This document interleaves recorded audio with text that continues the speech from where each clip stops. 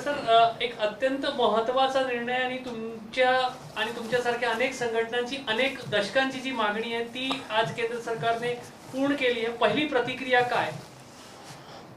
हे बघा, आज फार मोठा दिवस आहे, अक्षय तृतीया आज आहे आणि अक्षय तृतीयेच्या दिवशी आम्ही आमच्या पूर्वजांची आठवण करत असतो, पूर्वजांना आपलं स्मरण करत असतो असं म्हटलं तर वावगं होणार नाही। आणि आपल्या सर्वांना माहीत आहे की राष्ट्रीय ओबीसी महासंघ हा या देशामध्ये बहुजनांकरता ज्या ज्या महान पुरुषांनी काम केलेलं आहे त्यांच्या कार्यावर आणि कर्तृत्वावरती विश्वास ठेवून हे राष्ट्रीय ओबीसी महासंघाचं काम करत असते आणि आजच्या दिवशी त्या सर्वांना आठवण करावी लागते।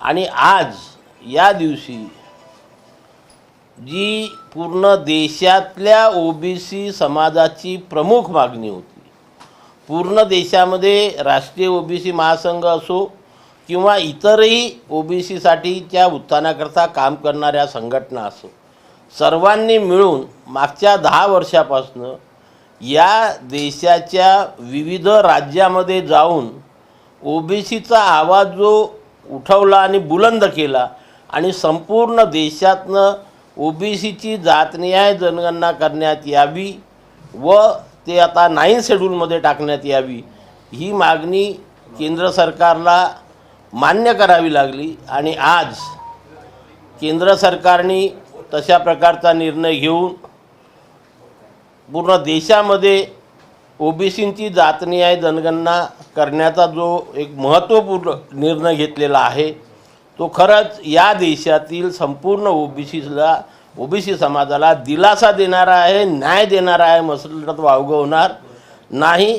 आणि म्हणून मी आज केंद्र सरकारचं, प्रधानमंत्री नरेंद्रजी मोदी, गृहमंत्री अमितजी शहा, त्यांचं संपूर्ण मंत्रिमंडळ यांचं संपूर्ण ओबीसी समाजातर्फे मनापासून अभिनंदन करतो, स्वागत करतो की त्यांनी एक फार मोठा धाडसी निर्णय आज या ठिकाणी घेतलेला आहे। यामुळे ओबीसी समाजातील सर्व कार्यकर्त्यांना एक नवचैतन्य मिळेल आणि खूप प्रतीक्षा केल्यानंतर का होईना परंतु एक न्याय मिळण्याचा मार्ग सुरू झालेला असं म्हटल्यास वावगं होणार नाही। त्याचबरोबर ही जातनिहाय जनगणना करण्याकरता ज्या ज्या सर्व लोकांनी या ओबीसी संघटनांना सहकार्य केलं त्यामध्ये प्रामुख्याने राहुल गांधी, त्यांचे सर्व सहकारी, विविध पक्षाचे सर्व सहकारी, प्रत्येक राज्यातून मोठ्या मोठ्या नेत्यांनी लोकसभा असो किंवा राज्यसभा असो दोन्ही सभागृहामध्ये आवाज उचलला आणि आमच्या या जातनिहाय जनगणनेच्या मागणीकडे सरकारचं लक्ष वेधून ते पूर्ण करण्याची वारंवार मागणी केली। त्या मागणीला आज यश मिळालं आणि आज त्याला मूर्तरूप आलं आणि केंद्र सरकारने शेवटी जाहीर केलं की आम्ही या देशामध्ये ओबीसीची जातनिहाय जनगणना करणार।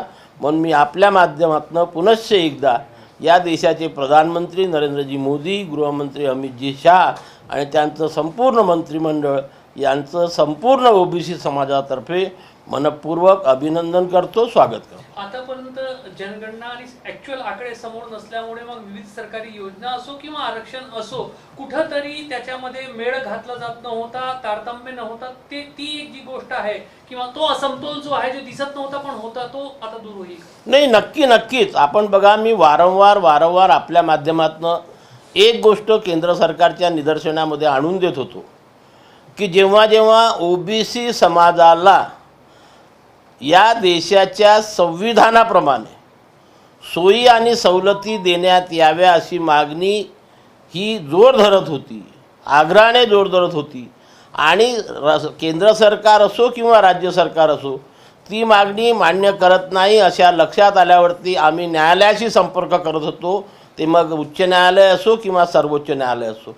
तेव्हा केंद्र सरकारकडनं किंवा राज्य सरकारकडनं जे उत्तर न्यायालयामध्ये सादर केलं जात होतं त्यामध्ये एकच महत्त्वाचा अडथळा सांगितला जात होता की बा या ओबीसी समाजाची संपूर्ण जातनिहाय जनगणना न झाल्यामुळे यांची आकडेवारी आमच्याकडे नाही आहे आणि आकडेवारी नसल्यामुळे लोकसंख्येच्या प्रमाणामध्ये आम्ही यांना न्याय देऊ शकत नाही. आता ही जर जनगणना केंद्र सरकारने लवकरात लवकर पूर्ण केली तर संविधानाप्रमाणे आम्हाला ज्या काही सोयी आणि सवलती संविधानाप्रमाणे ओबीसी समाजाला अपेक्षित आहे त्या मिळण्याचा मार्ग सुकर होईल असं आम्हाला वाटतं. मराठा ज्या पद्धतीने आंदोलन सुरू होतं मराठा आरक्षणाचा मार्ग या जनगणनेमुळे मोकळा होईल का असं वाटतं? नाही हे बा त्याच्यामध्ये दोन गोष्टी आहे. हे सुद्धा मी आपणाशी वारंवार बोललेलो आहे की जनगणना करून जी इंदिरा साहनीच्या याच्या प्रकरणामुळे केंद्र सरकारने आरक्षणाची 50% मर्यादा घालून दिलेली आहे. ही 50% मर्यादा तीसुद्धा मागणी लोकसभा आणि राज्यसभेमध्ये गाजत आहे आणि आमचीसुद्धा ती मागणी आहे की आरक्षणाची 50% मर्यादा ही तात्काळ रद्द करण्यात यावी.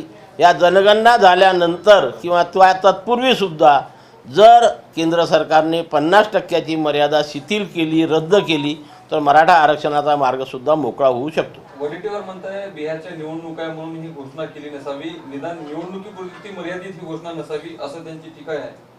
नाही हे बघा हे मत तर आमचंही आहे. मी त्याच्यामध्ये काही दुमत नाही आहे. कारण आपल्याला आठवत असेल 2019च्या निवडणुकीच्या पूर्वीसुद्धा तत्कालीन गृहमंत्री राजनाथ सिंग यांनी अशा प्रकारची घोषणा केली होती की बा 19ची निवडणूक आटोपल्याबरोबर आम्ही देशामध्ये ओबीसींची जातनिहाय जनगणना करू आणि मग निवडणूक आटोपल्यावर पुन्हा जेव्हा सरकार सत्तेमध्ये आलं तर गृहमंत्र्यांनी स्पष्ट नकार दिला की आम्ही ओबीसींची जातनिहाय जनगणना करणार नाही. तशा प्रकारची ही सुद्धा घोषणा भविष्यामध्ये फेल ठरू नये त्यामुळे त्यांनी कदाचित ते वाक्य वापरलेलं असावं आणि आम्हीसुद्धा तेच म्हणू की तत्कालीन लाभाकरता ही घोषणा नसावी. कायमस्वरूपी केंद्र सरकारने ओबीसी समाजाची नाही तर संपूर्ण समाजाची जातनिहाय जनगणना करून ती आकडेवारी प्रसिद्ध करा. एक शेवटचा प्रश्न असा आहे, काही राज्यांमध्ये अशी जनगणना झाली आहे, बहुतेक बिहार का अन्य कुठेतरी, तर ही यंत्रणा जी आहे ही काही खूप मोठी नाहीये. बिहार हे करू शकते तर किती वर्ष लागेल सगळं? म्हणजे नॉर्मल जनगणनेपेक्षा या जनगणनेमध्ये किती खर्च वेळ जास्त लागेल? हे बघा बिहार आणि तेलंगणा, आंध्र प्रदेश, कर्नाटका या 4 राज्यांनी पुढाकार घेऊन फार कमी खर्चामध्ये आणि अल्पावधीमध्ये ही जनगणना केलेली आहे. जर 4 राज्य कमी खर्चामध्ये आणि अल्पावधीमध्ये ही जनगणना करू शकते आणि आकडेवारी 2 राज्यांनी घोषित केलेली आहे. आंध्र प्रदेश आणि कर्नाटकाची आकडेवारी घोषित व्हायची आहे, त्याची प्रक्रिया सुरू आहे. तर मला असं वाटतं केंद्र सरकारसुद्धा जर केंद्र सरकारने खरंच ही जातनिहाय जनगणना करण्याचं मनावर ठरवलं तर 3 महिन्याच्या आत ही जनगणना करून 6 महिन्याच्या आत त्याचं टॅब्युलेशन करून ही आकडेवारी घोषित करू शकते. देश विदेशातील प्रत्येक घडामोडींचे लाईव्ह अपडेट मिळवण्यासाठी आता साम टीव्हीच्या सर्व सोशल मीडिया प्लॅटफॉर्मला लाईक, फॉलो आणि सबस्क्राईब करा. तसंच सर्व नोटिफिकेशनसाठी बेल आयकॉन प्रेस करायला विसरू नका.